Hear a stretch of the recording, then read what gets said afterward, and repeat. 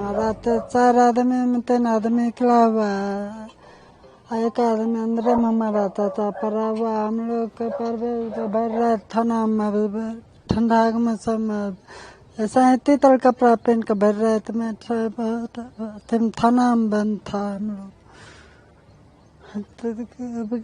हमको कुछ समझ में नहीं आ रहा। हम सब 6 फ्लोर पे काम करते थे।